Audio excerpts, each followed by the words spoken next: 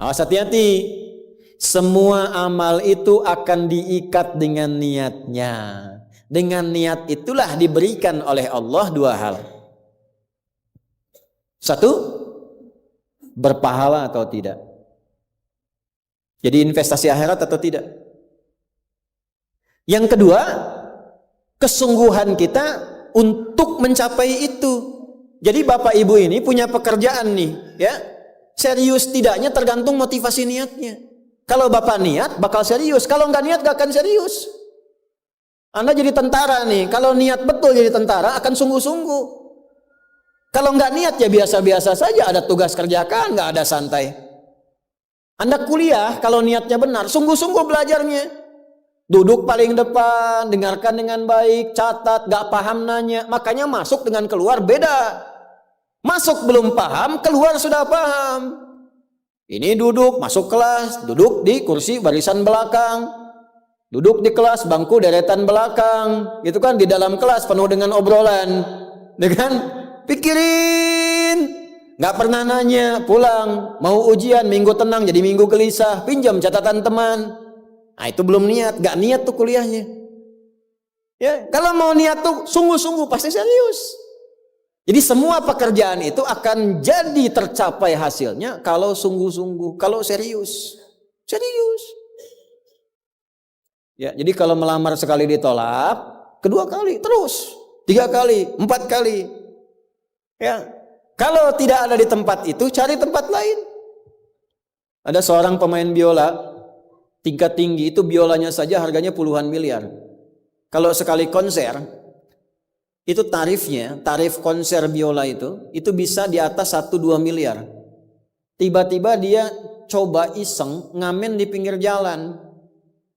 Ya, jadi kalau kita di kereta di New York itu ada stasiun, di situ suka ada yang ngamen-ngamen itu. Iseng beliau ngamen, gak ada yang tahu kalau itu pemain biola termahal di dunia. Begitu memainkan musiknya, bagus musiknya, yang dikasih cuma recehan.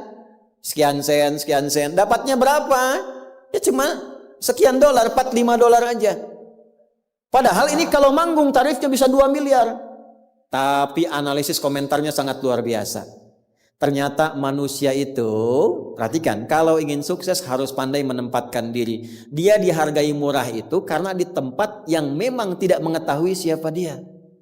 Ketika dia menempatkan diri pada tempatnya, maka berharga nilainya di hadapan Allah. Jadi kalau Anda di satu tempat dianggap tidak bernilai, cari tempat lain. Mungkin di situ bukan tempat yang layak bagi Anda untuk menunjukkan siapa Anda. Tapi mesti serius. Itulah sebabnya ada sa'i. Apa itu sa'i? Ayo rali-rali kecil. Terus lari-lari besar apa? Maraton. Sa'i dari kata sa'a, artinya sungguh-sungguh, serius mencapai peluang, naik ke atas bukit untuk melihat dengan jernih ke rahmah, ya. Lihat dari sofa sampai marwah dengan sifat rahmah. Marwah itu puncak tertinggi yang ingin diraih. Maka gunakan dengan sa'i, sungguh-sungguh serius. Kalau lihat peluang kejar walaupun dengan berlari. Kalau nyampe nggak ketemu, balik lagi. Walaupun sampai bolak-balik. Pada akhirnya pasti ditemukan yang cocok dengan kita. Sungguh-sungguh. Nah ini Jadi kalau Anda ingin serius, ingin sukses, ya, mencapai sesuatu apapun serius. Yang sekolah serius nih, ya, perwira masuk mau sekolah serius. Ya, jangan mengandalkan joki. Ayo serius supaya ilmunya benar. Ya, urutkan. Anda juga sama nih yang di kampus-kampus dan sebagainya tuh. Ya, kuliah yang betul. Kan mau Indonesia emas tuh 2045. Bagaimana bisa dapat emas kalau nggak sungguh-sungguh? Itu yang kemarin PON tuh. Kalau nggak serius nggak dapat emas. Nah, yang kedua begini. Kalau cuman pakai yang pertama, yang belum beriman pun dapat itu. Terus faedahnya kita beriman apa? Ya, gini ya. Ini ada yang belum beriman, non-muslim. Kerja serius. Anda sudah beriman, kerja serius juga, sama-sama serius. Dua-duanya sukses. Lalu manfaat imannya apa? Tuh. Ini untuk menjawab pertanyaan begini, Pak abdi teh muslim. Nah, non-muslim teh tiasa sukses, kaya, abdi teh kaya. Saya sholat tapi nggak kaya-kaya. Nah, itu pertanyaan yang salah. Supaya kaya itu penyebabnya bukan sholat, tapi serius, sungguh-sungguh. Kalau sungguh-sungguh kerja, sukses. Sungguh-sungguh belajar, sukses. Sholat itu, nah ini mendampingi kesuksesan dengan keberkahan. Kalau ingin berkah, sholat. Ingin nyaman, sholat. Sholat mendesain kesuksesan itu melahirkan falah, kebahagiaan yang mendamaikan. Makanya falah dalam bahasa Inggris definisinya success and happiness. Sukses dan bahagia. Balik ke sini, ke hadis tadi. Lalu apa manfaatnya di situ huruf ba itu? Niat itu apa? Merubah rutinitas menjadi ibadah. Ini yang mahal. Nih Pak, gini Pak ya. Bu. Ini apa Bu? Gelas. Isinya air. Fungsi air itu menghilangkan haus. Caranya minum. Tiap hari kita itu minum. Sesuatu yang dilakukan terus-menerus namanya rutin. Disifati jadi rutinitas. Minum itu rutinitas. Tidak minum bahaya buat ginjal. Minum kita. Tapi yang kedua begini. Gimana caranya rutinitas itu jadi ibadah? Tuh, minum tapi jadi ibadah. Apa fungsinya ibadah? Supaya dapat bekal. Bekal buat apa? Bekal buat pindah. Pindah kemana? Pindah ke alam baru ketika meninggalkan dunia. Siapa yang akan hidup selamanya di dunia? Ayo angkat tangan. Gak ada. Orang terkuat di muka bumi Firaun. Jaringannya luas, tentaranya banyak, hartanya melimpah, supportnya tinggi. Tapi se-Firaun-Firaunnya tewas juga. Selesai. Nah, artinya apa? Kita akan meninggalkan ini karena kehidupannya sementara. Karena itu bagi orang yang sudah meninggalkan dunia, disebut diumumkan telah meninggal dunia. Nah kita punya iman kalau meninggal pindah kemana? Kan ditanya. Akal kita kan bertanya, ini pindah meninggal dunia, meninggalkan dunia pergi kemana? Kan belum pernah ada yang punya pengalaman ke situ balik lagi. Oh abdi tadi kadinya wih doi, enggak ada. Ya. Harus terjawab. Kalau tidak terjawab bingung kita ini. Harus terjawab. Yang bisa jawab itu siapa? Yang menciptakan kita. Tanggung jawab. Harus memberikan keterangan. Karena itu kalau ada kitab suci menerangkan dengan sempurna. Setelah di dunia ke sini keadaannya begini, bekalnya begini, dari situ ke sini prosesnya begini. Ini menunjukkan kitab suci itu benar dan sumbernya dari Sang Pencipta. Dan berita baiknya, Alhamdulillah. Alhamdulillah, silahkan riset, silahkan komparasikan. Secara ilmiah, riset. Hanya Al-Quran yang menerangkan itu dengan sempurna. Dari dunia pindahnya ke sini. Alamnya disebut dengan kubur. Pemisahnya disebut barzakh. Di dalamnya ada begini. Dijelaskan oleh Nabi rinci. Kalau begini, begini. Kalau begitu, begitu. Selesai itu nanti bertahap seperti ini. Terjadi kiamat begini. Rinci. Kalau itu karya manusia, mustahil ada satupun manusia yang bisa berbuat seperti itu. Kita mau pindah nih, sekarang kita pakai logika yang betul. Hukum pindah itu harus bawa bekal. Ini yang ngaji semua di sini, enggak semuanya orang Bandung, orang Jakarta, tuh. Ya. Soreang mana Soreang? Masih subuh nanti pas maghrib Soreang tuh. Ya, Purwakarta mungkin kan. Ini enggak semua orang Bandung ini. Apakah Anda bisa nyampe ke sini kalau enggak ada bekal? Dari Bandung mau ke Jakarta mesti ada bekal. Beli tiket pakai kereta api cepat. Ya, kereta cepat, wush, tiketnya bekal. Pakai pesawat, bekal. Hukum mengatakan setiap pindah tempat mesti ada bekal. Ini Anda, saya, kita mau pindah dari dunia, minimal transit, ya waiting roomnya di alam kubur. Mau pindah, pertanyaannya bekalnya apa? Kan pindah tempat. Semakin berpindah tempatnya, semakin beda hukumnya. Ini kita di Indonesia mau transit ke Malaysia, apa dikira mata uangnya sama? Tidak, hukumnya pun nggak sama. Orang Indonesia ke Singapura, hukumnya beda. Oh bisa rapi, di jalan rapi, nggak ada buang sampah sembarangan, tuh kan? Pulang lagi ke Soreang, nggak bala deui gitu. Hukum beda, ketatnya nggak sama. Ke Amerika lebih jauh lagi, nggak laku rupiahnya, tukar dulu dari sini, baru dolarnya nyala. Pindah tempat beda hukum. Toilet di kota Bandung dengan toilet di Lebak Bulus bisa beda. Ya.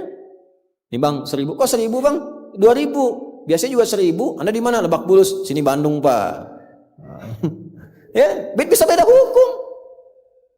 Maka Anda jangan berharap di alam kubur itu hukumnya bisa sama dengan hukum di dunia. Pasti beda. Tetap pertanyaannya sama. Bekalnya apa? Cuman 2 lembar, 2 kain. Ibu tambahan 1 bu, kerudung ibu 3 tuh. Makanya saya selalu mengatakan dengan bercanda tapi dalam, mohon maaf ini yang muslimah, berlatih pakai kerudung ya. Berdoa minta sama Allah supaya nanti tidak bikin malaikat mungkar nakir penasaran. Di dunia nggak berkerudung, begitu meninggal dikerudungin, ditaruh ke malaikat. Ucu gening. Waktu di dunia teh kerudungan, nah udah jantan kerudungan. Man rabbuka, abi jamaah Ustaz Adi, namun belum sempurna hijrah. Pelan-pelan, jangan dihukumi dulu. Dia sujud itu sudah luar biasa. Dia belum taat pada satu bagian, tapi taat pada bagian yang lain. Kita doakan, support. Jangan langsung tiba-tiba, nggak taat, dosa, neraka. Nah, kamu neraka, kumaing wes, repot kalau gitu tuh.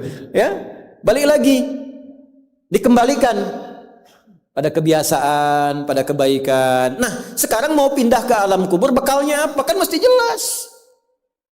Baju sudah beda, nggak bisa dibawa, itu sudah fitrah Pak. Bapak punya warisan banyak, ditinggal. Nggak ada yang mau ikut, semua ditinggal. Anak-anak tuh sudah catat warisan bapak apa saja. Ibu sesayang-sayangnya nggak akan ikut bu. Bapak jangan tinggalkan saya. Terus kata yang nguburnya, ayo ibu mangga atau mau ibadah ngiringan, nanti aja. Akan masuk. Nah sekarang pertanyaannya bekalnya apa? Ini mesti terjawab. Kalau nggak terjawab, nggak lengkap agama itu. Apa fungsinya Tuhan di situ? Mesti menjelaskan. Nah di Islam itu dijelaskan. Bekal yang kita bawa pulang meninggalkan dunia itu, itulah yang disebut ibadah. Itu. Setiap dikerjakan ada poin ditulis. Poin itulah nama bekalnya. Namanya ajrun namanya. Lahum ajrun ghairu mamnun. Yang kita sebut dengan pahala. Yang menjadikan itu dapat, pahala itu diraih, bekal ibadah itu dapat, itulah niat. Itulah niat. Jadi pekerjaannya tidak berubah, rutinitas tetap jalan, minum tetap minum, kerja tetap kerja, makan tetap makan.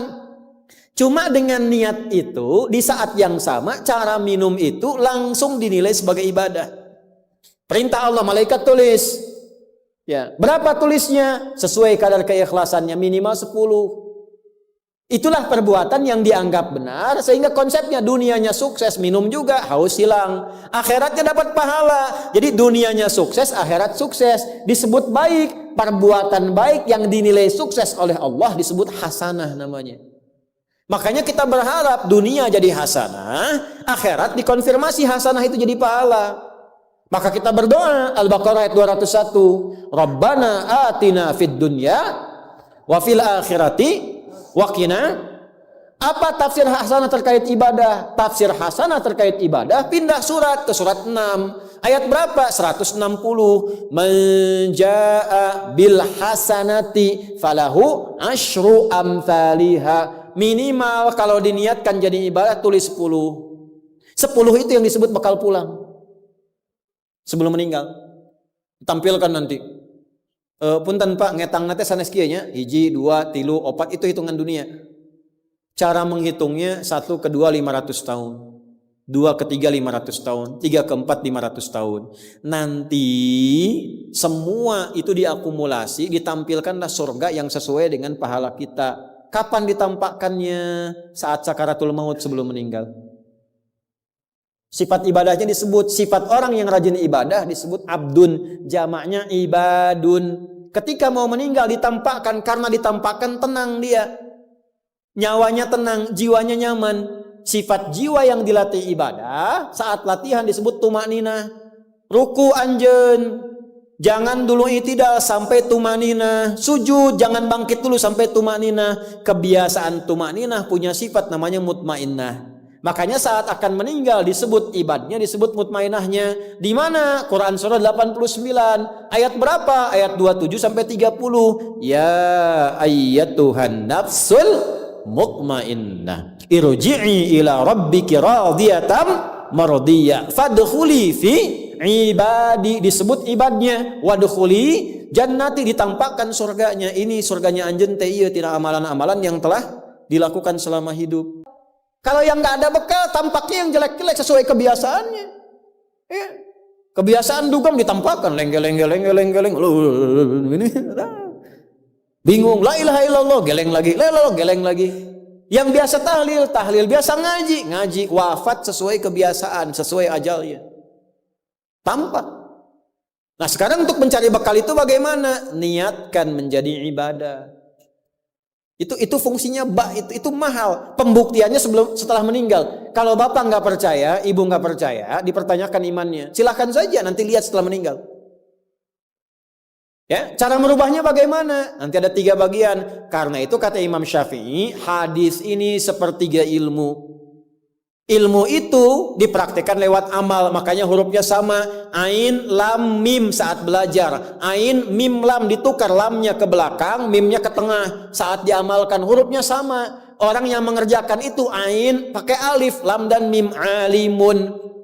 Tempatnya alamun, tanda-tanda orang itu kenal Allah, maka dia pakai ilmu. Ilmunya dia amalkan, hurufnya sama semua. Ilmun, amalun, alimun, alamun. Allah disebutnya apa? Rabbil alamin, jama alhamdulillahi rabbil alamin. Jadi kalau kita pakai ilmu, gunakan. Begitu digunakan, tuliskan pahalanya. Kata Imam Syafi'i, hadis ini sepertiga ilmu. Karena ilmu itu ada 3. Ilmu tentang lisan, ilmu tentang perilaku tubuh bagian luar, ilmu tentang hati. Semua perilaku kita bergantung 3 hal tadi. Contoh lisan. Panitia, kalau ada teh manis bagus banget itu. Enggak, ini contoh, bukan minta. Enggak, ini saya sudah ada minuman, enggak usah bikin teh manis. Contoh aja, contoh, ya. Kalau ada teh manis bagus banget itu. Itu lisan. Begitu lisan keluar, panitia langsung mikir, aduh, enggak dibikin tadi katanya.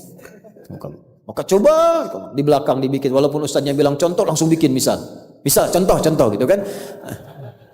Itu lisan. Kerjakan, siap kerjakan, komando, jalan, lisan. Jadi perilaku kita kadang bergantung lisan. Makanya ada ayat dan hadis tentang lisan. Hati-hati. Kepleset lisan lebih parah dibanding kepleset kaki. Bapak kepleset kaki bisa diluruskan lagi. Kepleset lisan lama Pak. Prajurit keluar dari sini, caci maki tuh panglima tuh. Jangan dipotong videonya ya, contoh ini mah, contoh. Kepleset lisannya, selesai karirnya. Kepleset kakinya, masih bisa berjalan. Maka lisan tuh ada hukumnya sepertiga bagian hidup kita. Kedua nih, ujung kepala sampai ujung kaki, tangan bergerak, kaki melangkah. Hati-hati. Itu semua ditentukan oleh apa? Ini kolbu, amalan hati. Bapak tahu dari mana kalau orang yang senyum itu senang pada Bapak? Bagaimana taunya? Boleh jadi dia iri hati, di hatinya itu ada sesuatu. Nah, karena manusia bertindak dari 3 bagian ini, maka Imam Syafi'i mengatakan, inilah hadis sepertiga ilmu. Kalau paham hadis ini, sepertiga kehidupan kita tuh hatam. Kuncinya apa? Niatkan semua hal itu menjadi bagian ibadah, maka pekerjaannya berkah, akhiratnya dapat.